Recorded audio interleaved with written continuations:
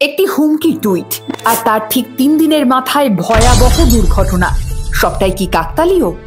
গতকাল থেকে একটি টুইট ঘুরছে সোশ্যাল মিডিয়ায়, নাম সারা আদমস, verified ID, lakh lakh follower, সন্ত্রাস সম্পর্কিত বহু লেখা তাতে। গত 9 তারিখ ভোর রাতে তিনি লিখেছেন, India will get the biggest attack on its soil being planned in Afghanistan.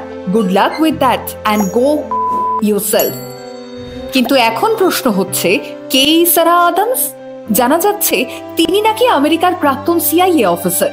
এর আগে আফগানিস্তানে মার্কিং অভিযানের সময় ফিল্ড অপারেশনে যুক্ত ছিলেন। কিছু প্রতিবেদন থেকে জানা গিয়েছে এর আগেও তিনি ভারত বিরোধী বহু মন্তব্য করেছেন, কিন্তু এবার সরাসরি এক ভয়াবহ সন্ত্রাসবাদী ষড়যন্ত্রের আভাস দিয়ে দিয়েছেন 4 দিন আগেই। কিন্তু সত্যিই কি নিছক দুর্ঘটনা?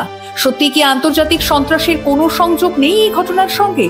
আজকের বিশ্ব রাজনীতিতে সন্ত্রাসের চরিত্র পাল্টেছে। সন্ত্রাস এখন বন্দুকে শুধু নয়, এখন ক্লাউড সার্ভারে, টুইটারে, কোড ওয়ার্ল্ডেও। তারা কখনো জিহাদ বলে, কখনো জাস্টিস, কখনো নিছকই দুর্ঘটনা।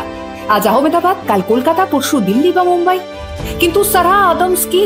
কেন তিনি এমন কথা বললেন? তার সঙ্গে কোনো আন্তর্জাতিক মদতকারীদের যোগাযোগ আছে কি? তার টুইটের কয়েকদিনের মাথায় ভারতের মাটিতে এমন দুর্ঘটনাই বা কেন? এই প্রশ্নগুলো এখনই তোলা দরকার।